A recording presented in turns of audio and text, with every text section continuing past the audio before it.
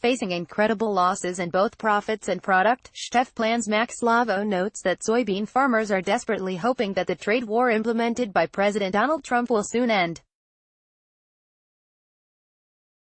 As the stock of soybeans begins to reach their rotten stage, farmers across the country are beginning to panic.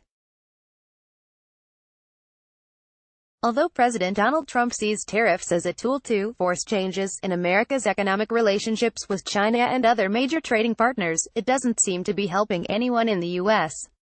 His tough approach, according to the president himself, will revive American industries like steel and auto manufacturing that have lost ground to foreign rivals. But that is coming at a steep cost for some industries, like farming, that have thrived in the era of globalization by exporting goods to foreign markets. It's also having major setbacks for other industries, as retail stores have already warned of the higher prices that we will all pay soon, thanks to the tariffs. Because China has stopped buying soybeans thanks to the trade war between the United States and the communist nation, American farmers fear for their own livelihood as they face piles of rotting beans hoping the trade war will end. According to the New York Times, in previous years, American farmers have profited by growing massive amounts of soybeans and shipping them off to China where they were fed to pigs and chickens. However, this year, thanks to the trade war, the Chinese have all but stopped buying American soybeans.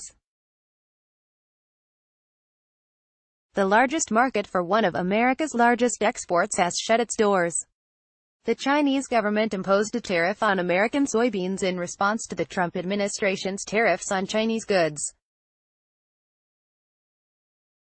Latest federal data, through mid-October, shows American soybean sales to China have declined by 94% from last year's harvest. Kevin Carroll, the general manager of the Arthur Companies, which operates 6 grain elevators in eastern North Dakota, has started to pile 1 million bushels of soybeans on a clear patch of ground behind some of his grain silos. The big mound of yellowish-white beans, already one of the taller hills in this flat part of the world, will then be covered with tarps. The New York Times. Carroll said that the hope among all farmers in America is that prices will rise before the beans rot. "We're sitting on the edge of our seat," Carroll said. "We're still, as Mish notes, this year was a record harvest, so storing the beans before they rot is a record problem." The October 11th USDA crop production report forecasts Iowa farmers to harvest a record 606 million bushels of soybeans and an average yield of 61 bushels per acre. Many grain elevators and a few farms were already carrying over more old crop soybeans than normal. USDA reported that U.S. soybean stocks on September 1 stood at 438 million bushels, up 45% from a year ago. Come September 1, 2019, U.S. soybean stocks are forecast to increase to 885 million bushels, which if realized, would be a new record. In a normal year, natural, unheated air will dry soybeans to 13% moisture. But in cool, wet, fall conditions, supplemental heat may be required.